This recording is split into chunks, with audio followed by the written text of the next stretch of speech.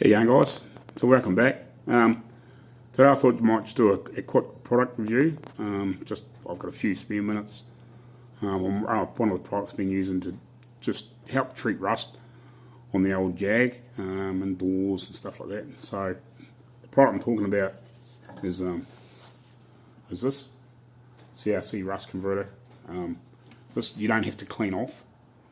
Like some of the ones you have to like painting around there, and like you might have to wash off or something like that. This you don't have to. It also comes in a spray can.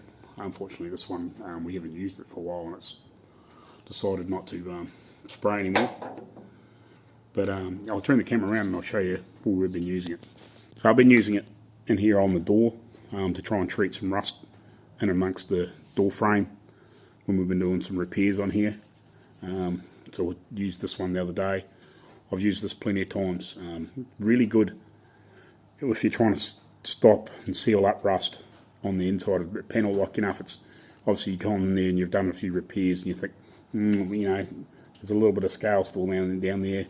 This is really good. You can get in there and spray it in there, get it nice and let it run in.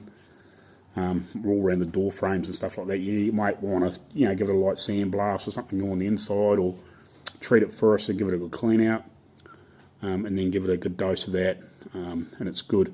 The only thing I don't recommend doing is, see how I've got it on here on the outside, when I come along to doing more prep work, if I'd say like spray that over something like wanted to treat some rust like here, which we did the other day, I need to come back along here and clean this off again, or make sure it's really scuffed properly, because I have used it once or twice a few years ago when I had a problem with primer or something sticking to it.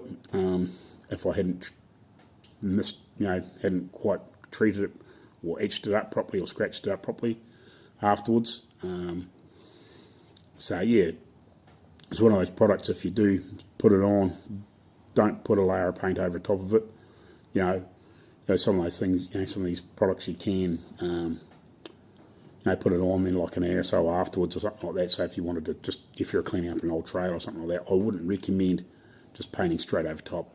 I'd let it dry, give it a quick scuff up or something with, even with 240 or something like that. Just make sure you give it a good scuff up, because paint won't stick to it very well. I have struck that. A lot of these things that say you can, but yeah, I wouldn't recommend it.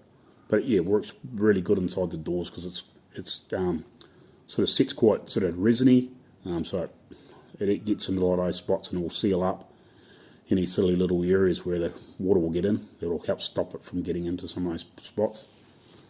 So yeah, this is made in New Zealand, but I have used it and seen it in Australia. So I assume, with CRC being one of those worldwide companies, like it's going to be available all over the world. So yeah, I'd recommend that. Yeah, and it does come in a bigger pack. I've seen it in here in 4 litres, or I think that's about a gallon or thereabouts, size containers as well. So if you had a big shop, but I suppose if you're pulling the whole panels off and everything, and you're cleaning up and you're sandblasting that sort of stuff, you're probably not going to worry about it. But for guys like us that are doing some small repairs and not stripping the door right out and taking all the skin off it and putting new skin on, it's going to work fine, and it's going to slow a lot of that any other surface rust that you sort of haven't really quite got on there to clean it up. You might have got 90% of it with a quick sandblast around on the inside or something like that, and then you've given it a good clean out and wash out, then let the door dry thoroughly, or whatever you're working on, and then giving that a really good spray and dose and a drowning and around there, and let it run into all the corners. That should seal it up really good. So yeah, like I've used it on the insides of back quarters and stuff like that. Where you might have done a repair, and then some of the other areas, you can still see there's a bit of scaly sort of rust on there, but it's not real bad. So you've given it a good clean up and blown it out, and then give it a really good dose with that. And that's one of those ones you don't have to clean off, so you don't have to paint something off and then it's sort of oxidising off. Then you've got to try and get that off so you can put some sort of paint product on it. That sort of seals it up. And I'm pretty sure that you can